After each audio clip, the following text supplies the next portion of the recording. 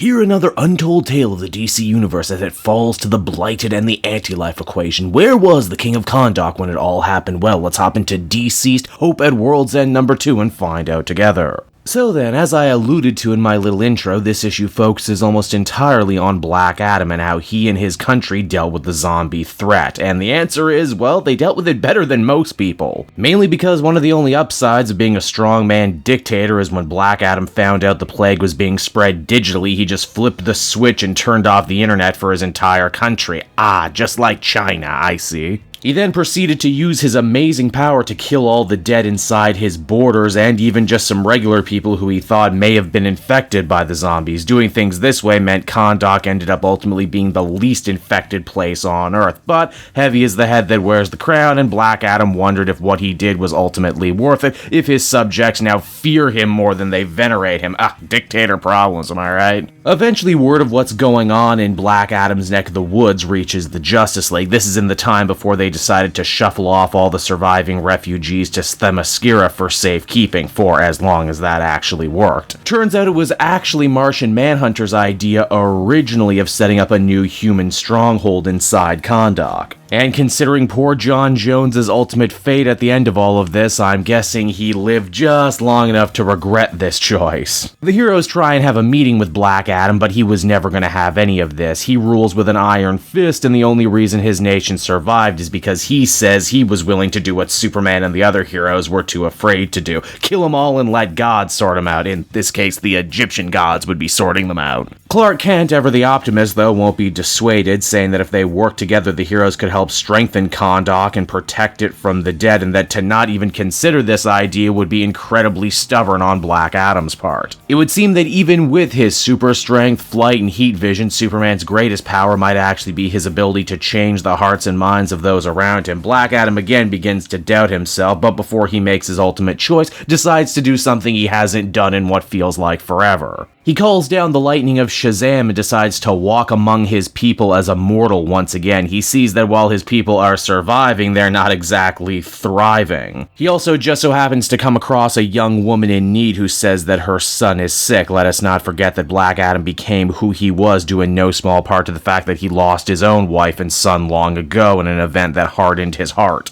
It's perhaps for all of those reasons and more Black Adam was willing to let his guard down long enough for this kid to get the jump on him. Yeah, he didn't have a regular sickness, he was infected with the zombie plague, and he bites Black Adam just as he's retransforming. Meaning as the comic comes to a close, the Blighted Ones finally have their own leader, their own king of anti-life to lead them. And so that was Dceased, Hope at World's End issue #2, and I thought it was another fun little one-shot taking a look at the greater breadth of the DC universe during the event of this zombie outbreak. It's also nice to see a character like Black Adam get the spotlight when he doesn't seem to get it that often. Tom Taylor does a really good job threading the needle here, especially as I think in the year 2020, writing a character who was supposed to be a sympathetic strongman dictator is turning into more and more of a tightrope act. It also seems, too, that we have what is essentially our main superpowered antagonist moving forward for this digital mini-series, and whatever the anti-life war is, I'm certainly interested to see what it becomes. Overall, I'd give this one a 7 out of 10.